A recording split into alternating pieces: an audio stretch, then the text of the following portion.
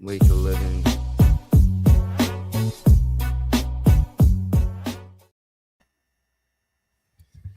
G'day, guys. Welcome back to the NBA Supercoach Swordplay podcast. It is the week 11 preview, and boys, we have absolute injury carnage. As always, we will go through all of the big talking points for the week. We'll start off with our results, then get into the injuries, both the short term and the long term. Take a look at the fixture, very important in this game. Which team's looking friendly? Which teams do we need to avoid? Then we'll get into the targets, the primos, mid-prices, rookies, talk about some captains, and then finally end with our trades. But, lads, it's been a huge week in NBA Supercoach. Boz, how have you been, mate? How is life? I know that you're on holidays at the moment. Happy New Year, and Happy New Year to the whole community as well. Forgot to say that, but great, man. What has been going on?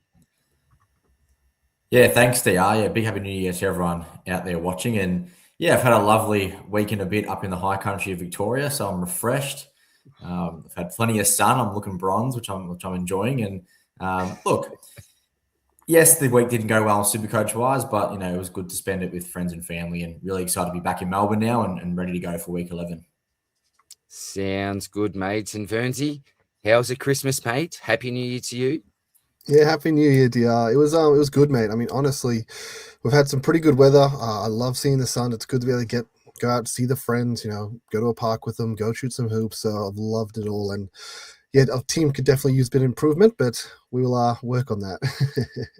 That's why we're on this podcast, mate. That's why we're on this podcast. We'll go through all the big talking points, as I said, but we are going to start off with our results. And Vernsey, for this week, we see you at the top there, 1 point ahead of the great Boz, Mr. Whiskers. And then you can see me down the bottom there with 814 for the week, but an 853 from you, Vernsey. You said the team needs work, but you've beaten both of us for this round, mate.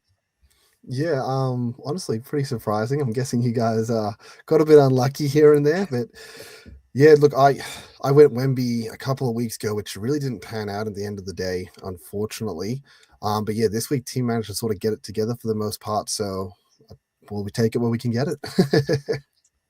Very nice, mate. And Boz, did the injury carnage hit your side hard? Yeah, it did strike. Obviously, everyone had Jokic. I think he was 100% captained in the top 5%, so that hurt everyone. So I was lucky to miss out on Giddey. I didn't have him, but yeah, got Wemby in this week. Just kind of thought the 2 4-game weeks in a row were a bit better than Giannis's 1 4-game week, and wasn't to be. He was on track for 150. He had 75 over 2 games, and yeah, just super unfortunate and unlucky that he went down with that minor knee injury. And who knows if he'll play this week or not. Yeah, well, you can see 3 blokes there on the screen, Wemby, Giddey, and Jokic, and I've got all 3 of them, unfortunately. So a big reason for my down week. But the good thing is a few boosts left in the bank. And I think with the big man, he affects all of us. But it's going to be a huge talking point this week. Who do we actually replace him with? But let's crack right into things, boys. Actually, before we do have some comments here. The community is getting around us. We're obviously going live this week. So we've got Shano here. G'day, Shane. So a 950 for Shane, if you don't mind. Compare that to our scores. It's almost 100 on top of Verns, who was top of the leaderboard for the Swordplay crew this week. Trades with Sengun, Brown, and Flag, Giannis, SGA, and Caleb Love. And he says, Jalen took that personally. For old Tatum's tantrum, how are you, legend? Captain 56 absolutely killed him, but still a 904. So at least the community seems to be going a little bit better than us. And as Dylan said, Jockey has killed most teams. Massia, DR, more disappointing Jockey going down or, oh, geez, sorry. I should have read that one there. A bit of a dig at Lockie Neal. Sorry, I should read the comments before I put them up. I didn't actually read it, but yeah, it would have been on the screen there for a little bit. Thanks there, Mass.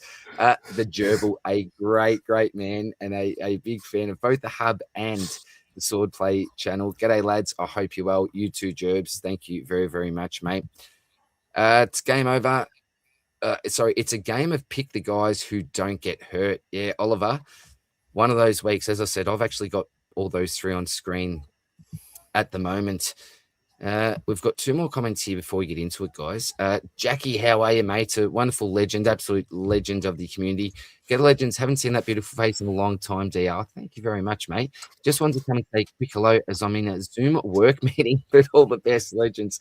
See, Jack, my man, got a meeting, but he's still tuning in. Just for a second, you're a great man, Jack, and hopefully you don't get caught, mate. But thank you very much, mate. Now, the Gerbs, 976 for him this week, up to 79th overall. So maybe he needs to jump on the podcast and give us some advice, boys. Kumbu in paid off. So he was one of those boys. Jokic and Giddey hurt me. Ouch. All right, let's get into it, guys. Boz, we've talked about all the carnage here, and this isn't new news for lots of people, but just in case people have been living under a rock, let's go through some of these long-term injuries on the screen, mate. And the big one is obviously the man right up the top.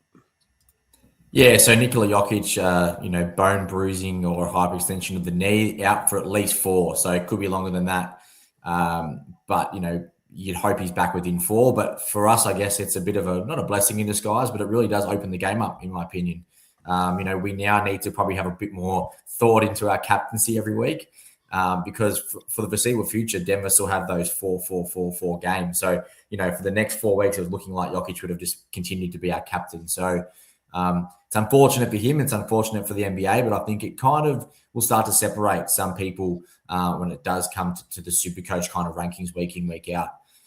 Josh Giddey, unfortunately, did a hammy. A lot of people got him in when they had a 3-game week compared to everyone else having a 2-game week, and then they would have held him for this 4-game week. And yeah, unfortunately, in that first game, I think it was, the string goes, and it's obviously a bit of a dodgy one as he's out for at least 2 weeks as well. So, the timeline with Giddey, it's going to be reevaluated in 2 weeks. So there's no guarantee he gets back. So again, you've got to be trading him just like Nikola Jokic.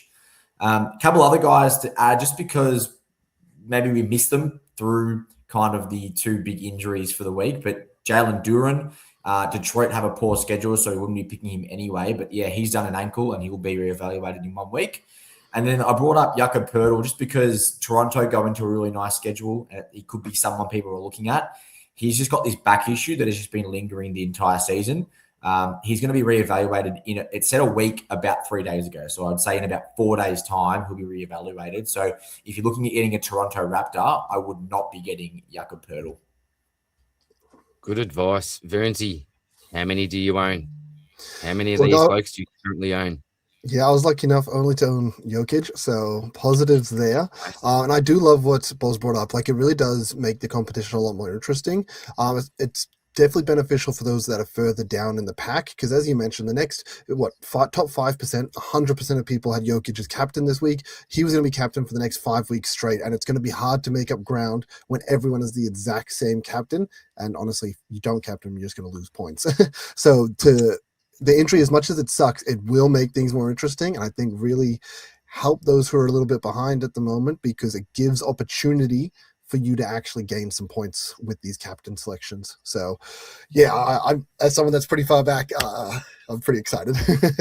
I like it. A bit of diversity as well. And I don't think personally, we'll get to the options a little bit later, I don't think there are any really obvious trading options for him that are screaming pick me due to a number of factors, schedule, etc. So it's going to be an interesting week, and totally agree. And look at the price of him. That's a lot of money to be able to spread around your side however you feel like doing that. So absolutely agree with that, and going to make the game very, very interesting. And just quickly with that price, sort of as you mentioned, yes, it does help those that are behind a bit, in the sense that if people already have full premium to teams, shout out to Supercoach Horse from Inside Fantasy Sport, who is crushing it. I compared my team to his this week, and he's got a full premium team on field. Him moving Jokic down to someone doesn't, it's not a benefit for him, where someone like me that has a couple of rookies, if I can move Jokic down and upgrade a rookie, once again, I catch up. So definitely helping those that have fallen behind a little bit. Very, very nice, mate. And Dylan says, I tried MPJ for the pod, but missed 2, unfortunately. Yeah, bit of luck, bit of unlucky business going on this week, mate. I tell you what. All right, let's get to the short termers there. Now, we've got 2 that are out, But the man down the bottom, we'll get to him in a sec. He's the big one for a lot of coaches this week. And it comes down to potentially a little bit of gut feel. But Boz, let's just start with Wemby. Let's just start down the bottom and then we'll quickly touch on the other three. But here's the big talking point this week. It looks like he's set to travel, but what's your gut feel around what's going to happen to him this week? Yeah, so the reason I put Wemby on the short-term list is because he isn't out for a long period of time. They haven't announced that. They're taking it day by day. He had missed the last 2 games. However, they have said that he plans to travel with the team. They're off on a 4-game road trip. So, that's always a good sign when a player is traveling, especially to another state or even across the kind of the coast. So I think it's West Coast traveling over to the East Coast. That does, bode well for his chances to play. However, both of their games in their 4-game week this week, I should say, both are back-to-back sets, which means they're playing 2 games in a row, having a couple nights off, and then again playing 2 nights in a row. Now, if we know the NBA, we know they love resting people that have just come back from injury on a back-to-back. So there's that injury management tag that they love to put out there. Someone like Giannis copped it earlier in the season. There's been a handful of players. Jalen Johnson, I'm sure, has copped it once or twice. So my gut feel is that Wemby might play, but I don't think he plays both of the games on the back-to-back. So what I mean by that is I reckon he might play the first game, then get the second night of the back-to-back off. Then he has his couple of days rest, and then he might play one of the next 2 games that are on that back-to-back. So my gut feel is, you'd have to be really, really set up nicely to keep Wemby if you own him. Because my gut feel is he only plays 2 out of the 4 games, if he does play any at all. Oh, it's very, very tough. Verns, do you have a gut feeling when it comes to Wemby? All I'm feeling is sorry. I'm sure we all know I went early on Wemby, and it didn't pan out last week, and then even worse.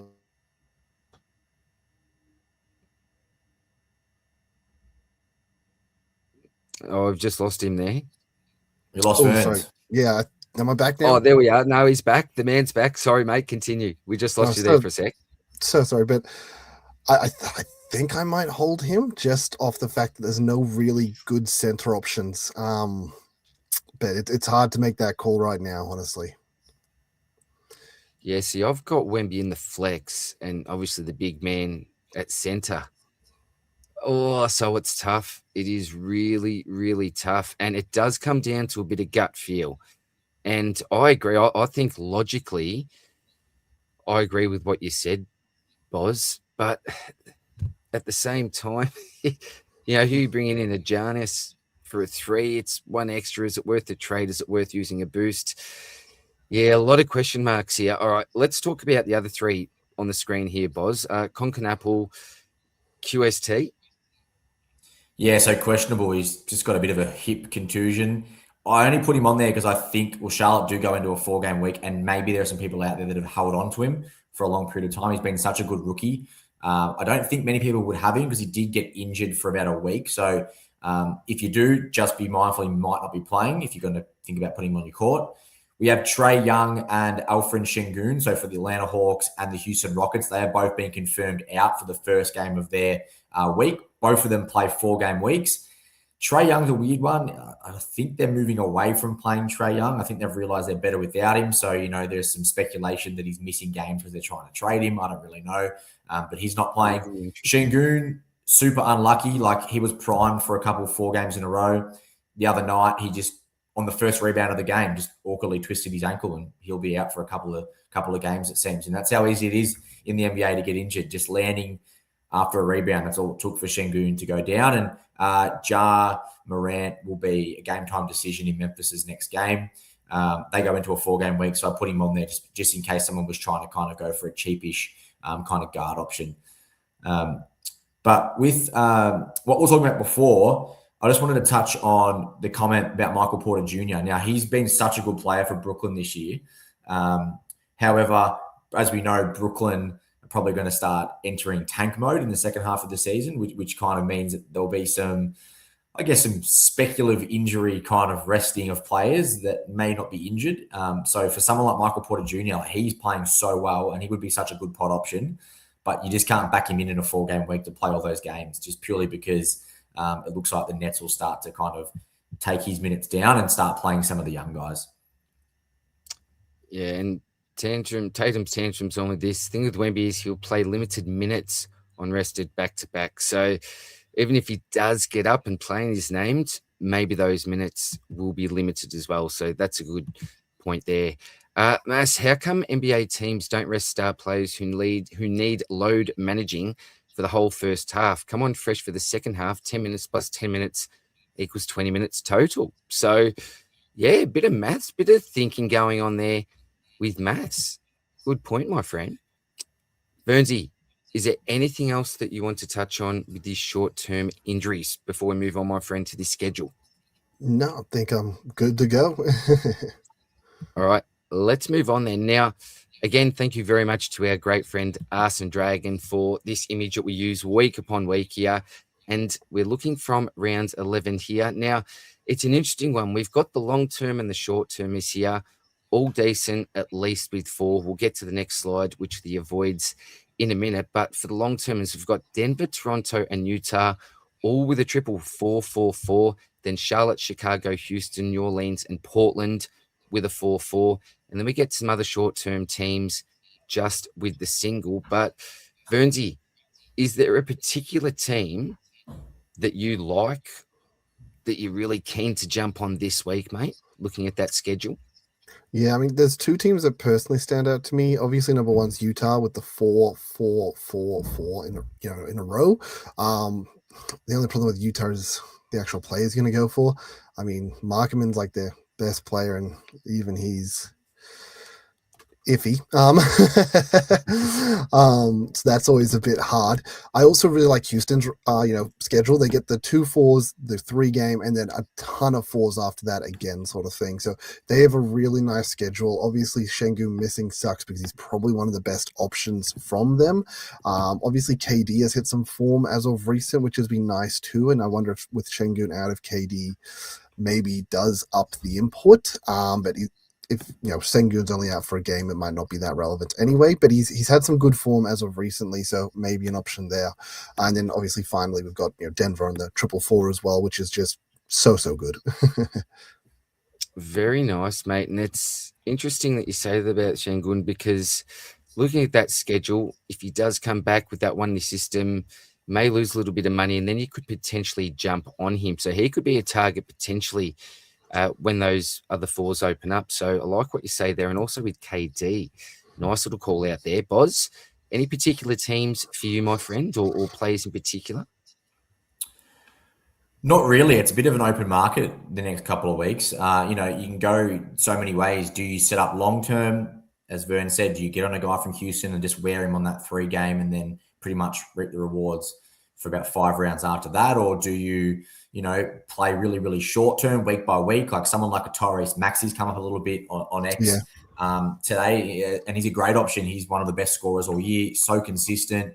But the thing is, he goes straight into a 3 game next week. But it's like, if you can just bite your tongue and hold him for an extra week, then obviously with Philadelphia, you get, I think it's an extra 3-4 game weeks in a row after that. So I think he'll be a very popular option this week. It's just more kind of, how do you want to attack it? Because we saw in the past, for me, for example, I kind of faded that week where a lot of teams played 2 games knowing I wanted to save money for Wemby, and then Wemby gets injured. So it actually was a detriment for me fading that week, where I should have gone hard that week, and then I wouldn't have been in the situation where I am now because I couldn't have actually afforded Wemby. So there is no real right way to go about this, I don't think. I think it's good to have a balance. I think it's good to have some players that are going to continually have 4-game weeks, but then also, it's okay to have some really premium guys playing on a 3-game week, like a Jalen Johnson, a Luka Doncic. Like, if you wanted to get Luka this week, look at that. He has a 5-game week next week. The only team in the competition to have a 5-game week. And that could be massive if you can get him in early, or if you're obviously going to plan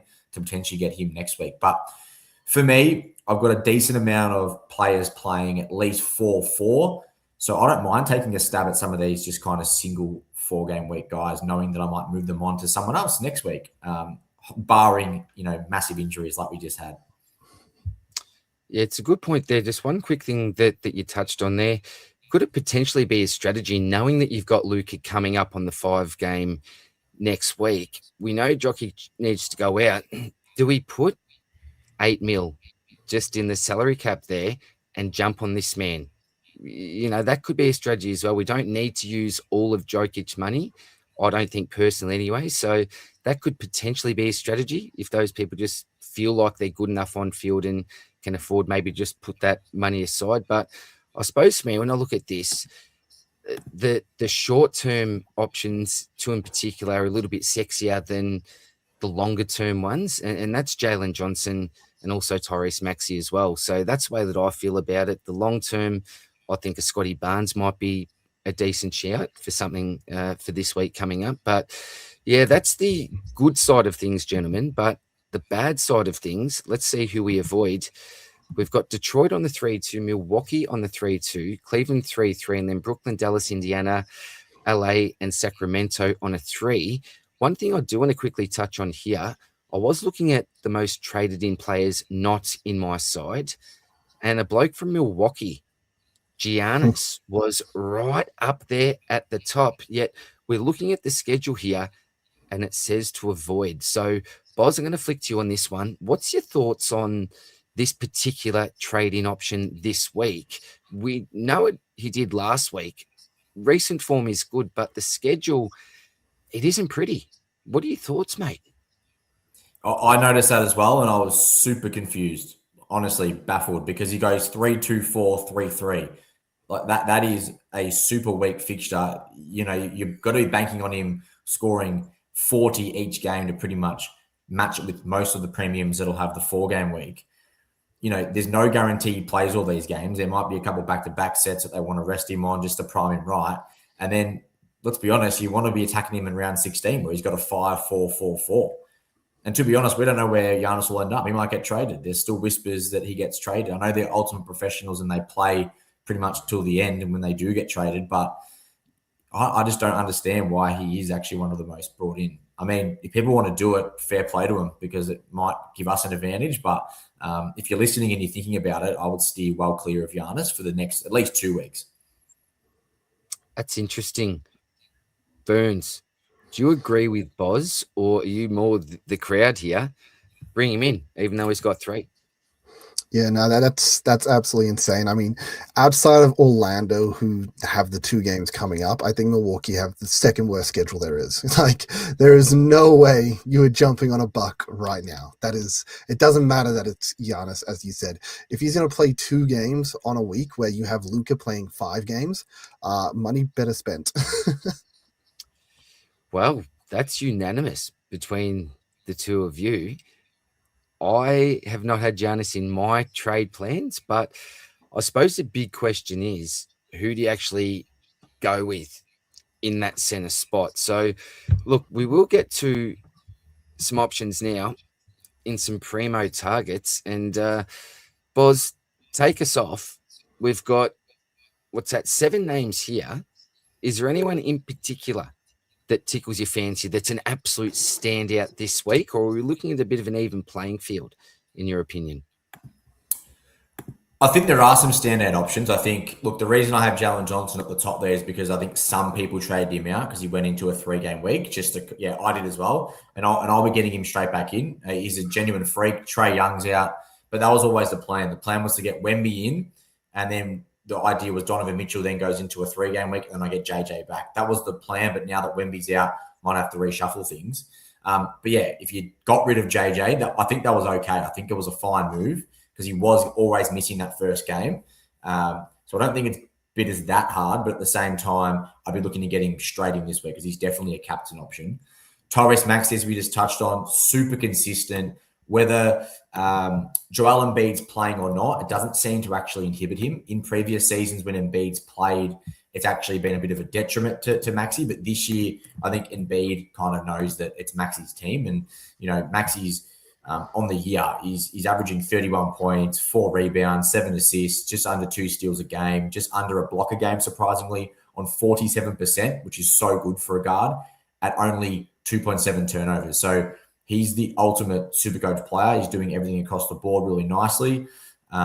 He comes into a 4-game week, no back-to-backs that they potentially rest him on until the end of the week. So, yeah, I think Maxey is a 1-week play.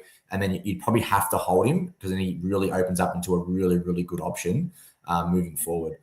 Scotty Barnes, he's that one that he's just a bit cut below these guys. I think he's a really good player, and yeah, good on. I'm not going to say the full name there, but one on Mass there for highlighting Barnes. He's definitely got the upside of having 4 games. As it just clicked there, you finally realize what his name was. It's just really good that he's got the 4 games. However, Barnes is kind of prone to maybe one poor game in a 4-game week. Not to say that he won't consistently hit 100. Now, most of us owned him at the start of the season, and I think we're pretty happy with what he gave us. So I would not surprise you if you wanted to lock down a point guard or small forward position long term and have that flexibility with Barnes. I think he's a really, really safe option. Also, with Jakob Poeltl being out, it's the big thing for Scotty Barnes. He rebounds really well for a guard. He's like 6'7", I think, or 6'8" even. So he had a 20-something rebound game this week. He is a career high. Not to say he will get 20 rebounds every game here, but he can score in multiple avenues. Now, Chet Holmgren, he could be the savior for people that are struggling to find a center spot for Jokic and Wemby. Look, if you have Derek Queen, I was going to put it up before, if you have Derek Queen, just shuffle him to your center, and then you can actually have a power forward and flex spot open. I agree with Mayor here. I'll be doing that this week because I don't think I'll get Chet. But Chet's had a really good couple of weeks, a really consistent double-double with a few blocks. Although the thing will be that he's only a 1-week play because OKC go into a bit of a poorer schedule. So if you already have a Shea, if you already got an Anthony Edwards, there's going to be a lot of guys next week that turn up having a 3-game week. So that's kind of where you kind of work out to yourself, how am I playing the schedule? Do I want to kind of have a fair amount of people on 4s next week, or do I not care? But Chet could be a really good option. Kevin Durant, I really like with Şengün out. The only thing that scares me is he hasn't missed yet this season. And we know that KD usually misses. He usually tweaks an ankle. He usually goes down. I said it a couple of weeks ago. Hasn't happened yet. He's currently in my team. I just think with Şengün out, he bumps up at least 1 or 2 assists, and he probably has another 3 or 4 rebounds because Steven Adams is also questionable, and they haven't got many. I mean, Clint Capella, I haven't even thought about Clint Capella, but he is an option that Houston will play. I just like Kevin Durant, very efficient player. Kawhi Leonard, probably the best player in basketball the last 2 weeks. However, they have a 4-game week and a back-to-back, and we all know that Kawhi does rest on the back-to-backs.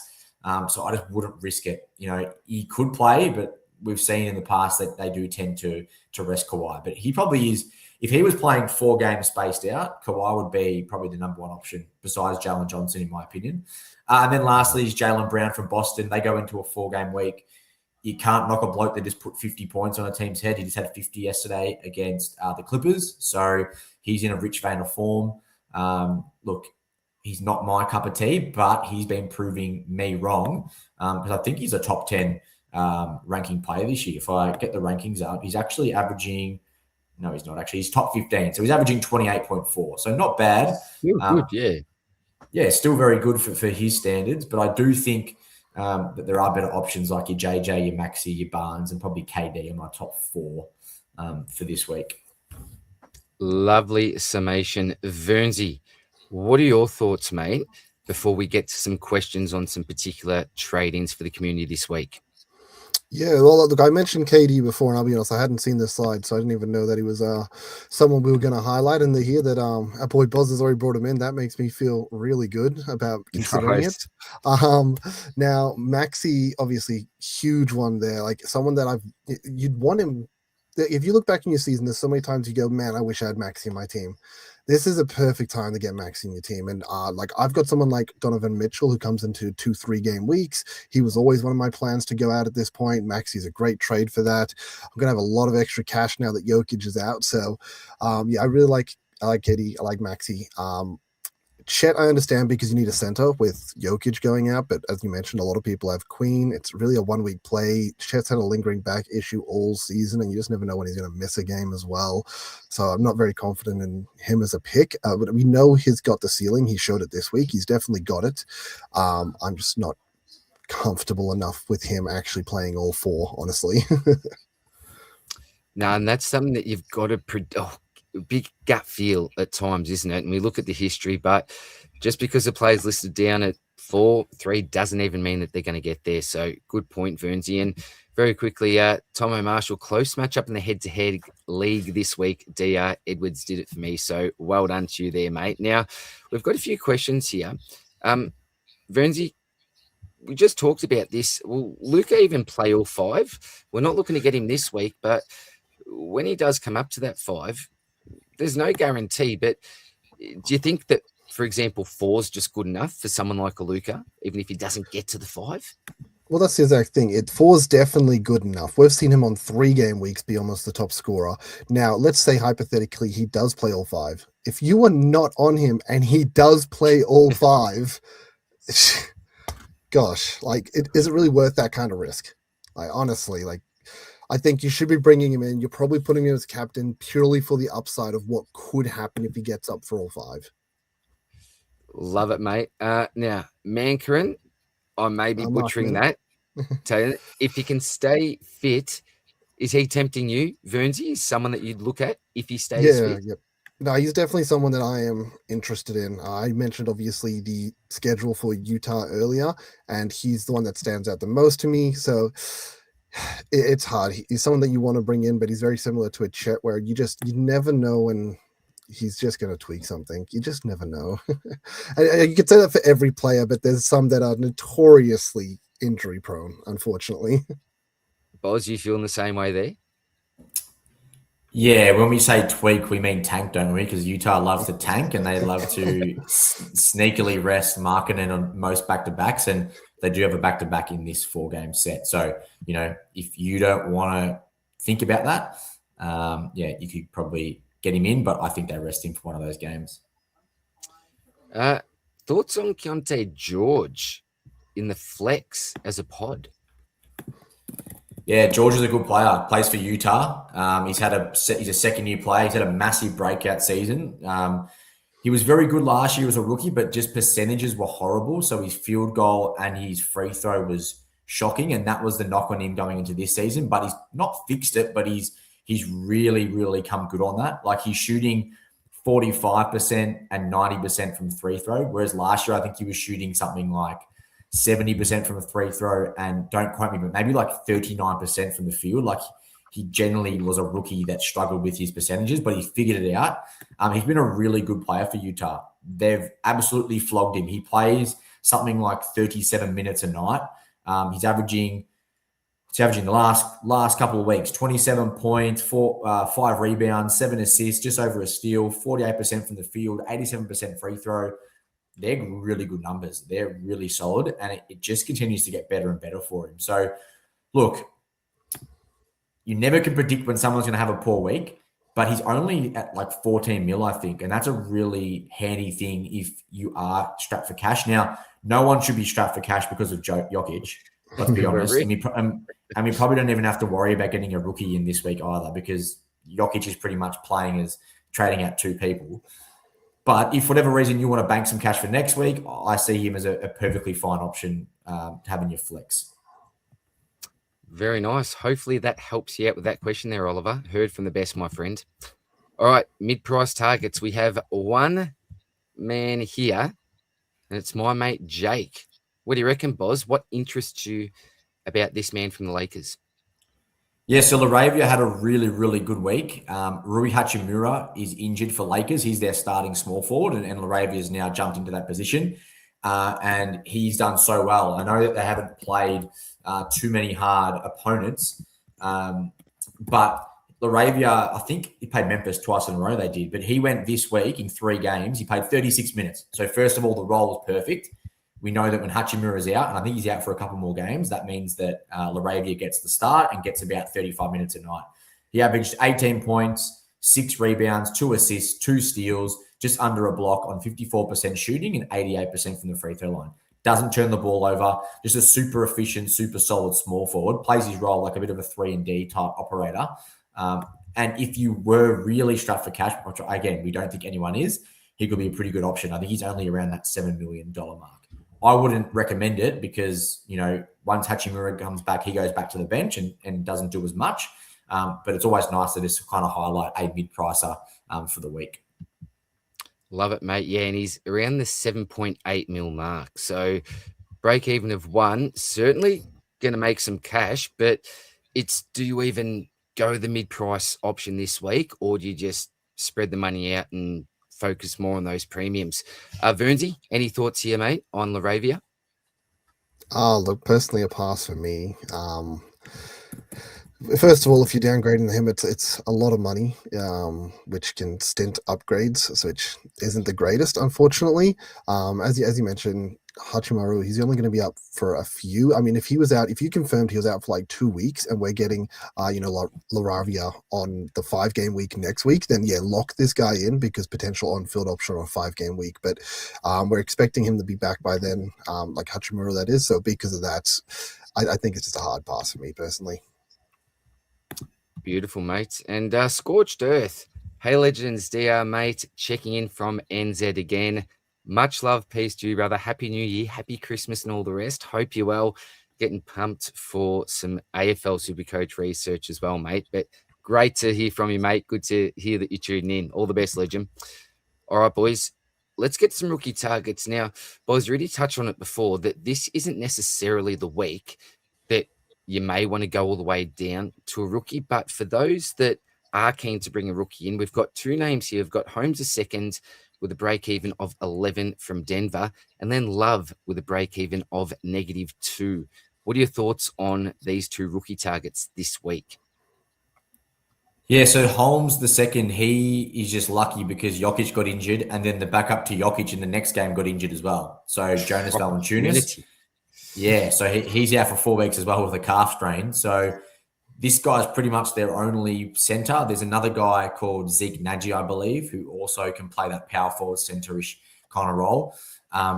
So I guess it's just a matter of he has to kind of play a certain amount of minutes. However, Aaron Gordon just came back. So he was someone who did his hammy, I think, 6 weeks ago. He's finally come back, and it wouldn't surprise me if Denver play this kind of smaller ball type game for the majority of their games. Now, I know that doesn't work against every team because some teams have those big centers you need a big person in. But Holmes the second this week, whilst he had all the opportunity in the world, his best game was 24 minutes. Now, that might seem like a lot, but it really isn't in a game of NBA. That's only playing half the time. It's a 48-minute game. So 24 minutes. He only had 15 minutes in today's game, and he's only putting up like 6 points, 1 rebound, 1 assist. So like he's probably good for this week to make a little bit of money on a 4-game week, but we're pretty lucky that Jokic got injured this week, to be honest, because there's not too many favorable rookies. And then Love, he was someone who was kind of an option maybe 4 weeks, 5 weeks ago, and he's his point guard for Portland, and then all of a sudden he got no playing time. But out of nowhere, he's just kind of reappeared and got a bit of a role over the last 2 weeks for Portland. Now, he obviously is a backup, so he doesn't play too many minutes. But over the last week, he's played 30 minutes a game. And even over the last 2 weeks, he's played 28 minutes a game. So the coach is seeing something that he's liking, and he's actually kind of playing this guy, and he's actually playing really well.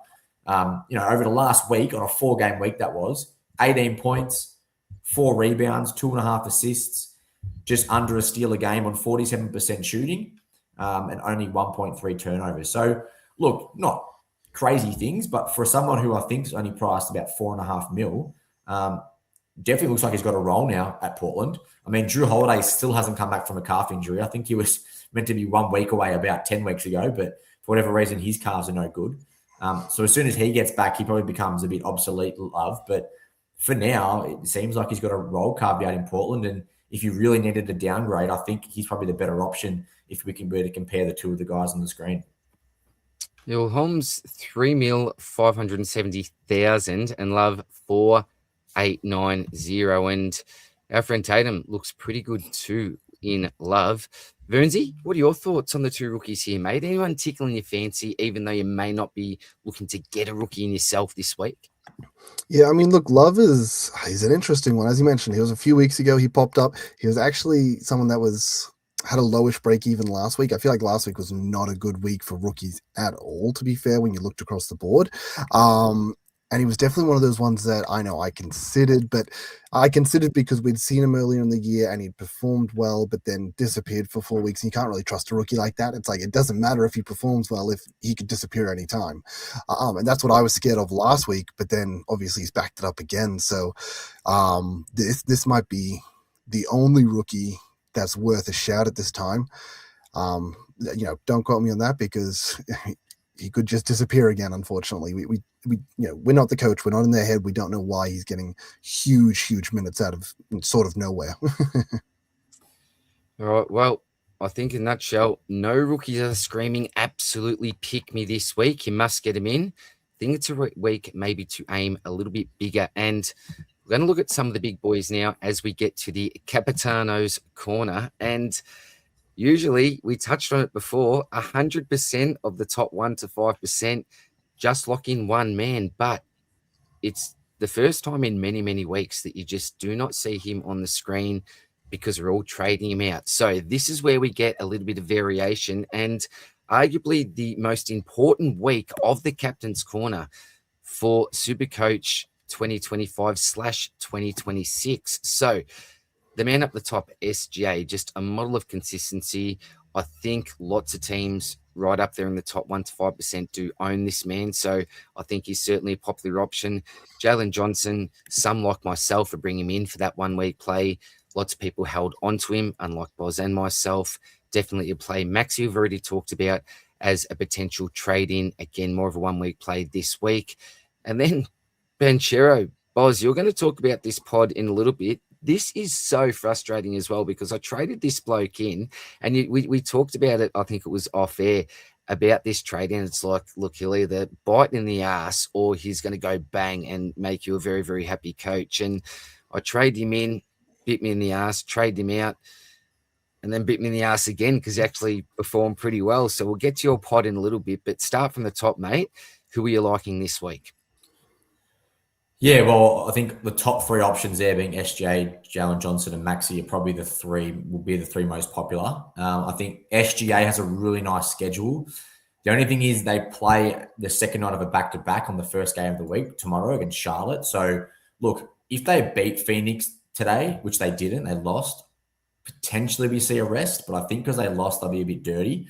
So I think we'll be safe. But if SGA kind of gets confirmed for this game, then the rest of the week he's got rest days in between. So I think he's a really good option. So he's got Charlotte, Utah, who are really poor, Memphis, who are quite poor, and Miami, who are okay. So a really favorable kind of matchup there. Jalen Johnson, we know, is probably the one who has the ceiling. He's got Toronto, New Orleans, Denver, who are obviously missing Jokic, and Golden State. So I'd say the New Orleans, Denver, even the Golden State matchups are really favorable. No back-to-backs there for Jalen Johnson. You expect him to play all 4. We know what he does without Trae Young, and Trae Young's already missing tomorrow. So I think those 2 will be your most popular. Maxi, purely because of the consistency.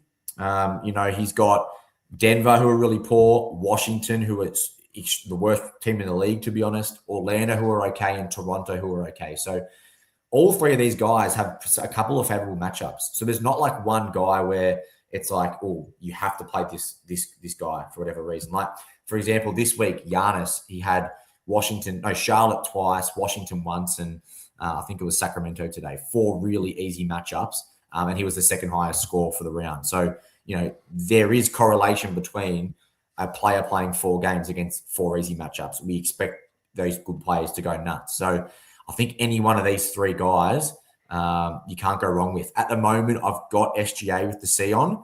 If he's confirmed to play tomorrow, I think I'll keep that on him. If not, it'll be moved to Jalen Johnson. That's my ideas. And then for Banchero, before I give you the reason why he's my pod, I said this 2 weeks ago. This bloke is 1 week on, 1 week off. He had in 4 games 60 Supercoach points. And I said it. His field goal is horrendous. His free throw is horrendous. And he turns the ball over. He then has these weeks where he doesn't miss a shot, he hits all his free throws, and he barely turns the ball over. And that's what we've seen 2 weeks in a row here. Over 2 weeks, he only scored 200 combined points. So if you would actually think about that, would you be happy with Banchero scoring 100 each week? You probably would. Let's be honest. You'd say, you know what, 100, that's pretty good.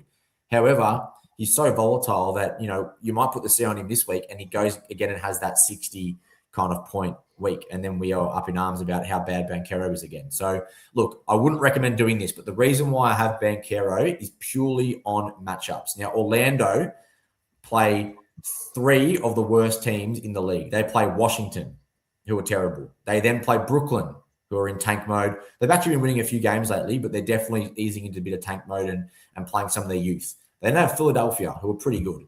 and then New Orleans, who we all know are probably the worst team in the West. So 3 out of 4 matchups for Banchero are very, very favorable. But again, it's a matter of which Banchero is showing up. I hope for owners that do have him, that are stuck with him, that he plays well. But in saying that, SGA, JJ, Maxi, they all have favorable matchups as well. So I wouldn't go against any of those 3. Now, Verns, before I get to you, we've just got a couple of comments here about SGA. SGA likes to stay on court till he gets at least 30. Got to keep the MVP numbers coming, says Tatum. And then we've got Mayo. SGA is more of a blowout risk with some really burn teams in the week's schedule. So a couple of interesting things to note there from the community. But Vernsey, what are your thoughts on the Captain's Corner this week? Yeah, well, I mean, it was sort of just said by Mayo there. With SGA, we've already seen it throughout this year. If they blow out teams, he'll just take the fourth quarter off.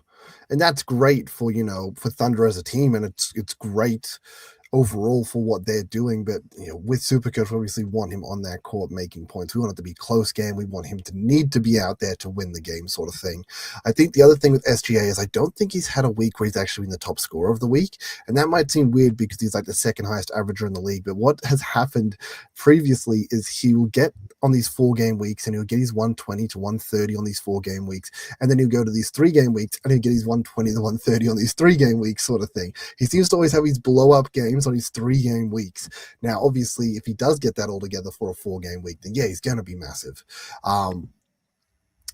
But I feel like just the way he's performed so far, I don't know if that's maybe just a minutes thing as to why he hasn't been as impactful on the 4-game weeks, maybe less minutes on the 4-game weeks so that he can get through all 4 of them. Maybe the 3-game weeks, they know he's got less games. They can play him for longer time, meaning that he gets these higher scores in these 3-game weeks. I don't know if that's the correlation at all. I haven't looked into those sort of stats. Where Maxi, we know he's been the highest scorer of the round. Round 2, that was when he sort of, screamed out to everyone, I'm here. Like, we all definitely took note of him then. So he's definitely done it before. Even this week, he was the 3rd highest scorer of the round. So can definitely do it. And Johnson, assuming he plays, he's also been a higher scorer of the round previously. And if he plays all 4, I can very much see him doing it again. I would definitely favor JJ or Maxi. I personally have JJ, so I think I will be going that way. I'm not sure if I will bring in Maxi at this stage, but yeah, I think JJ would be my front runner for this. Banchero, it's actually really funny. You mentioned 200 over the 2 weeks sort of thing. He had 140 and then he had 60 sort of thing.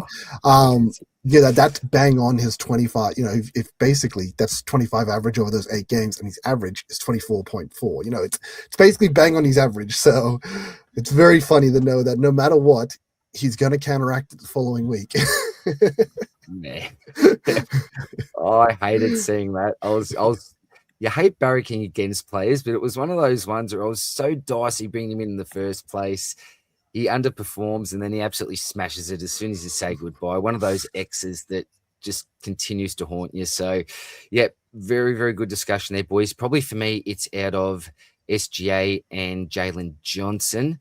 Not sure if I'm going to go for the ceiling or just keep it a little bit safer potentially with SGA, but definitely one of those 2 men for me. Now, before we get to and maybe finish off with talking about what we're looking to do in regards to our trades, there is a couple of questions I need to get back to here. First one is from our friend.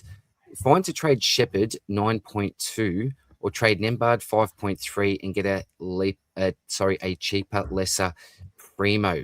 Boz, what are your thoughts on that, mate? Shepherd or Nembhard? Oh, yeah, I know what you're saying here. I think, Shepherd has a 4-game week, but are you really going to play him on your field? Probably not. He's pretty much, I think, priced out. I think we've finally got him. Maybe Şengün being out helps him for 1 more week. Maybe it just gives him an extra bit more usage, extra bit more court time to kind of hit his break even. I think his break even's quite high from memory. I think he's at 75 over the 4 games. Definitely reachable. He's got 30 points in his arsenal. He just needs to do a bit more consistently. Unfortunately, though, to be honest, with Şengün going down, I don't think he starts, but he'll definitely get a few more minutes. But then, Nembhard's, he's losing money at the moment, so you probably want to get him out from beneath you. But it's like, who are you getting in? Like, if you're going to get in, let's say, Keontae George, who we spoke about before, instead of getting in Maxi could put 60 points on him easy over 4 games. I'm not saying he will, but that's what you kind of got to weigh up. Who are you actually bringing in? Because that could really help make the question. Sometimes it's okay to just have these rookies. I mean, ideally they're still making money, but it's okay to have a couple of dead rookies if it means you're getting in some good scoring, because once you then move a primo out of your side, you can then counteract their money with that bottomed out rookie. And then I think Laravia could still really starting spot. Yeah, I actually don't mind that from Gerbil. He's probably playing a lot better, but maybe they get that off the bench as a bit of a kind of six-man from Laravia, but you never know. It's not a bad shout, though. Very nice. Now, Jokic's teammates cost another MVP. Mayo, as a left field option choice, Jamal Murray getting 85% usage is awfully tempting as well. Now, correct me if I'm wrong, but I'm pretty sure when you look at the top teams out there, Murray is very, very highly selected already, which is probably why we're not talking a lot about him. Would I be correct there, lads? Yeah, Yeah, correct. I'd say so. Just because of how good his fixture was, everyone jumped on him a couple of weeks ago. All right, Dylan likes this captaincy. I don't know. I'm guessing that might have been maybe potentially the JJ captaincy there. The Gerb, hold Giannis for his 3 at center for just the week, or move Jock to a Vucevic type. What are your thoughts about that, Vernsey? Quickly with Dylan, I think he was upping to the Murray. I think he was agreeing with Murray as a captaincy. Sorry, Murray as a captaincy. Yeah, but for Vucevic, like obviously we have Giddey going down, and he's had a really, really, really good year as well. I think way better than people expected, but I don't know. I don't know if Giddey going down hurts him, because Giddey's such a facilitator. So I don't mind the move going Jock to Vucevic, but yeah. I mean, there's nothing wrong with that move. Definitely nothing wrong with it. But I think I would Giannis with a terrible schedule. I don't think I'd be holding Giannis. So yeah, I think I would get rid of Giannis. Vucevic, yeah, probably the better pick.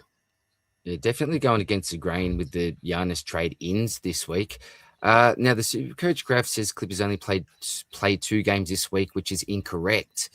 I don't have it in front of me. If that is true, thank you very much, mate. And apologies if that is wrong. I'll need to double check that, mate. And you're right, Vernsey, there. Mo was saying captaincy-wise for Jamal Murray as well.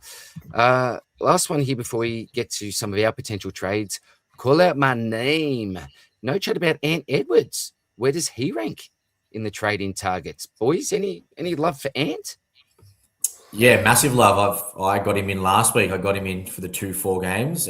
He's probably top 5 player at the moment. He's putting up 30 points consistently, couple of steals, decent amount of assists and rebounds across the board. Timberwolves have kind of figured it out. He's great, but just know he'll be a 1-week play for you. So is it really worth getting him in?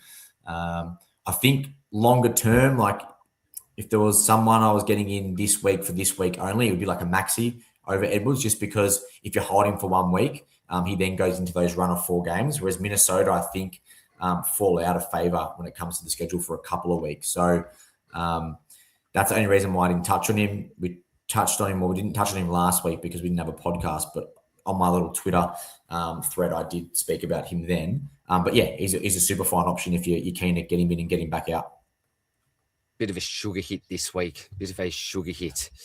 And sorry, says Mace, mate, not sure if it's your graph. It's on the Supercoach Playbook website. Oh, yeah, look, couldn't tell you. Sorry, buddy. All right, gentlemen, time to almost finish up. We've almost been going for an hour, so this may finish up absolutely perfectly on time. Our trades. Now, I'll start off now. And again, these are not locked in. I'll just go back to my team for a little bit. Now, again, I'm not absolutely locked on this. But potentially at the moment, boys, I am trading out, and I'm not sure, and I will use obviously a boost if I need to here, but no, I've stuffed up. Sorry. Well, my trades were Wemby, Giddey, Mitchell, Maxey, Barnes, Johnson in, but I haven't done anything with the Joker yet. So, do I need to use a boost here? I may need to use a boost, but for me, I'm very keen on getting Maxey, Jalen Johnson in, as well as Barnes and potentially KD is floating my boat as well. But after this podcast, I'll put my final trades up on X. I've just realised that I did not prepare for this. Sorry, lads. Any of you boys want to go next? Anything locked in, absolutely locked in, or at least, if not, what are your thoughts? What are you thinking at the moment? Some options. Yeah, I mean, I don't mind jumping in. Look, I think with my trades, Mitchell was always planning to go this week, double 3-game week. Obviously, Jokic has to go. I'm considering Flag out. Flag wasn't injured, was he? No, I don't think so. Yeah, he just had a poor week. No, I don't think so. No. Yeah, for some reason I thought. But I think Flag might go out just because I'm trying to get these rookies upgraded. I do have Wemby, though, so I could go Wemby instead of Flag. What that does leave me with, though, is obviously just so much money, like an insane amount of money. Like I can easily get Maxey in, KD in, and then like I still have, I know looking at this, I haven't quite made the decision yet, but I'd still have like 22 plus in the bank, mil plus. And that's with Flag out rather than Wemby. So, I go Wemby out, I have 30 to still play with, and I've got to make a decision there. Maybe I boost and go one of these dead rookies up to a player that's actually playing. But I think those first two, I think I'm going to get Maxey and KD. I think those two will be locked in. Just a matter of what I do with the other two trades. Oh, very nice. All right. Boz, what are your thoughts, mate? Yeah, just firstly, Vern's Flair goes into a couple 4-gamers after this week. So if you can hold on for 1 week, I think he'll be really handy. Yeah, I hear you there. I'm just wondering, do we think he's equivalent to a premium? Because if I can get him up to a premium, is that not just progressing the team in a positive way?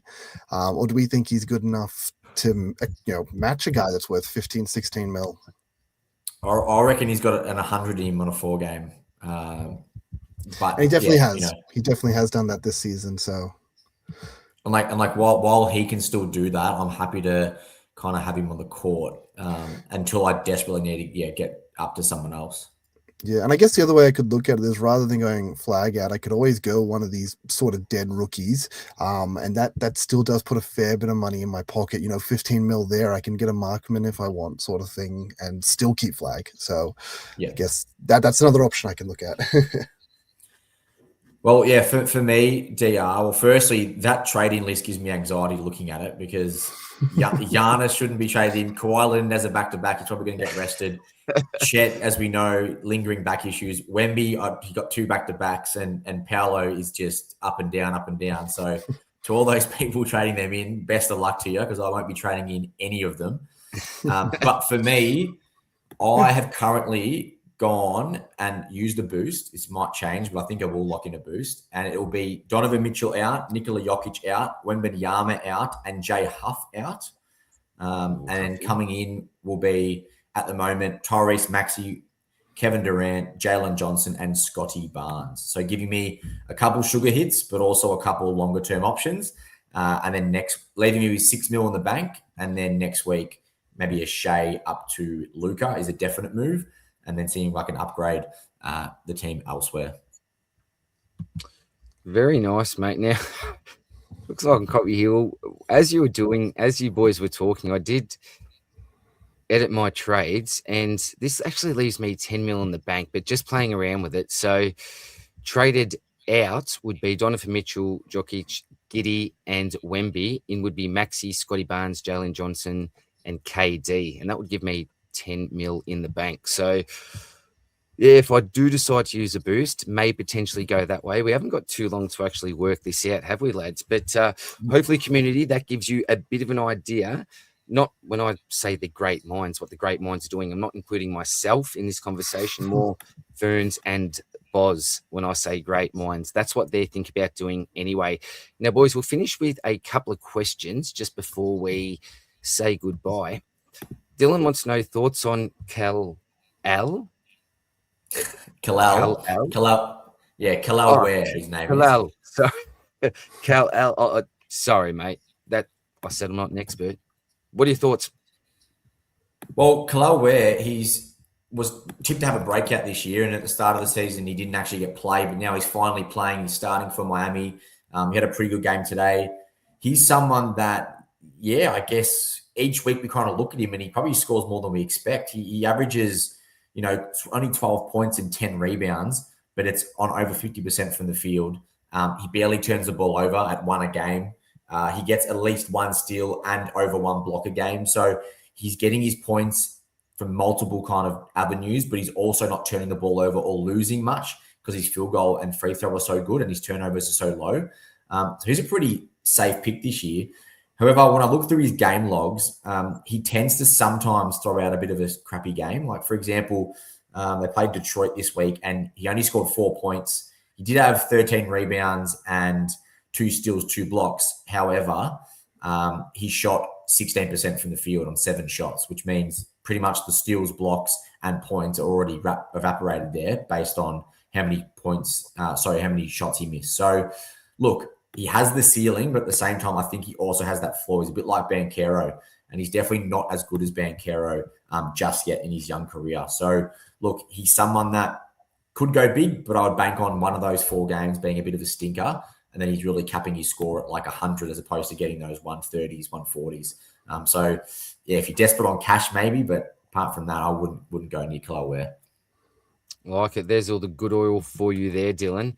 Vernsey, now, Call Out My Name wants to know, Edwards versus Barnes. Is this the short-term sugar hit with Edwards versus the longer-term sort of fixture play with Barnes playing for Toronto?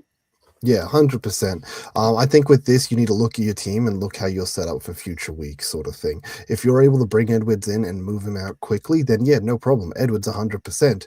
But if you're going to put yourself in a position where you've got a guy that's got one less game played the following week because you're unable to move him straight out, then I think Barnes is the better play. Yep, beautiful, mate. And last question we've got here is from the mayor. Mitchell, Flag, Jokic, Vuk out, Maxi, Barnes, Polo, and Murray. Thumbs up from you blokes using a boost? No, I don't like it in top. Is Vuk as in like Vucevic? If that's the case, I don't know why you wouldn't keep him because he's got Giddey more out. opportunity because Giddey's out and even Kobe White's another guard that shoots a lot. He's out.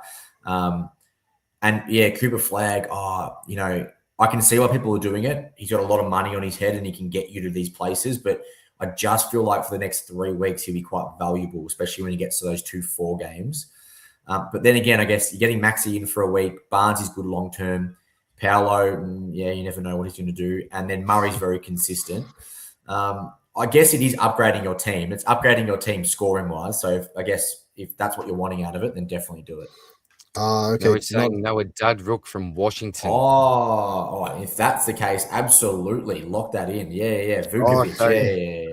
But it's a big difference, though, isn't it? It's a huge difference between the two players when we're tossing and turning with this trade. So, Oz, you've changed your tune as soon as we've worked that out. Vernsey, you agreeing with that? You giving this a thumbs up then? Yeah, I'd give this a thumbs up. Beautiful, mate. Beautiful. Well, lads, that is all the questions. Thank you very much for the 28 people that are still tuned in with us at the moment. That was the Week 11 preview live for all of you.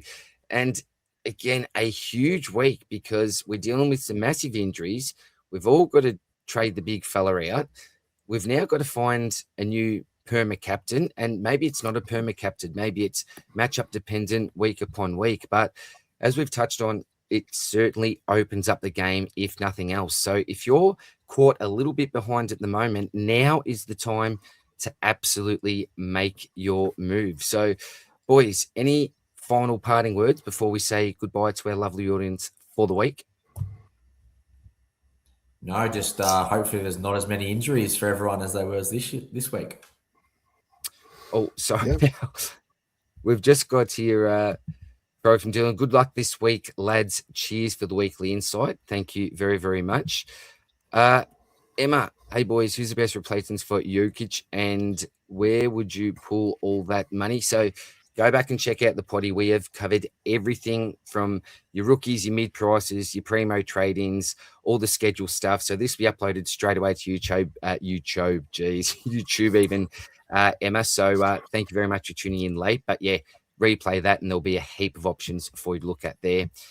And And our man Mass, when we're doing an AFL Supercoach live stream, well, that will be very, very soon, mate. Absolutely within the next couple of weeks. We're all going to get together as a Swordplay crew, work out the weekly schedule, and absolutely get together for a live stream very, very soon. But Vernsey, what do you got to say? Lead us off for the week, mate. Goodbye, community. Vernsey, what do you got to say?